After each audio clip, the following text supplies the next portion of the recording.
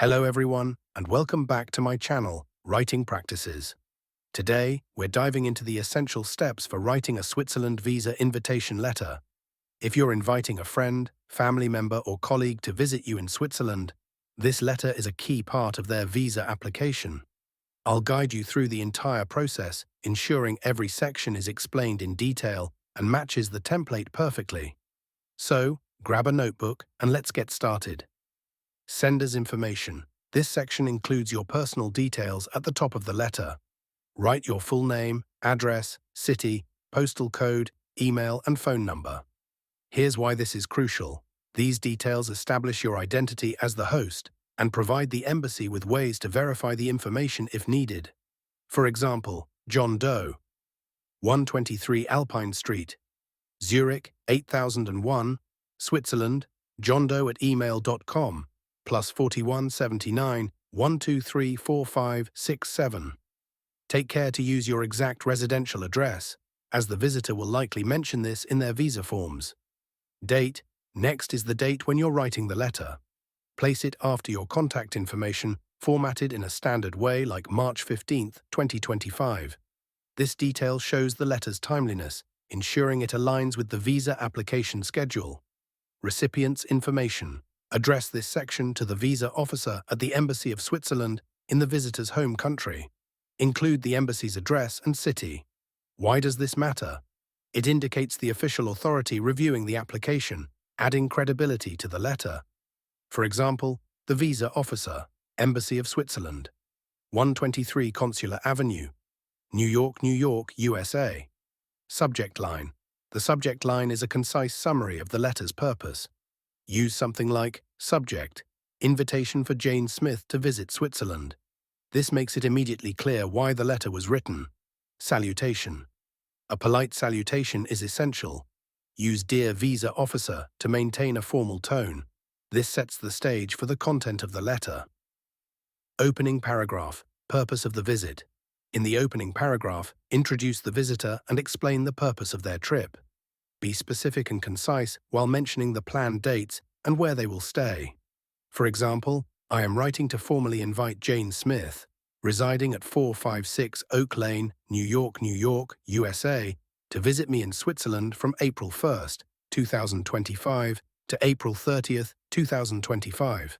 The purpose of their visit is to spend time with family and explore Switzerland.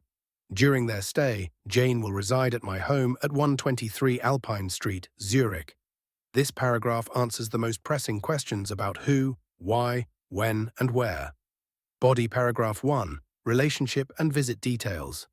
In the first body paragraph, describe your relationship with the visitor and why their visit is meaningful. This personal touch helps the visa officer understand the importance of the trip. For instance, Jane and I are siblings, and this visit will allow us to reunite after 3 years apart. We plan to spend time together, explore Switzerland's cultural landmarks, and celebrate family milestones. This context reassures the officer of the trip's genuine intent. Body paragraph 2. Accommodation and financial support. Here, confirm that you will host the visitor and outline any financial support you'll provide.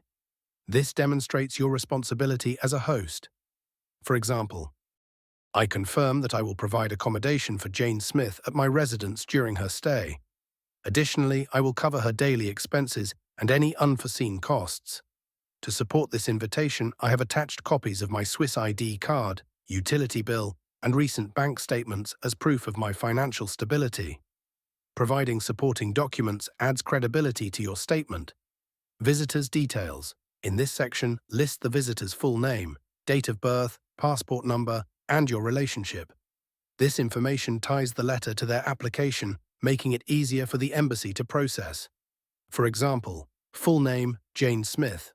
Date of birth, January 15, 1990. Passport number, a 123456778. Relationship to me, sister. Be accurate and double-check these details against their passport.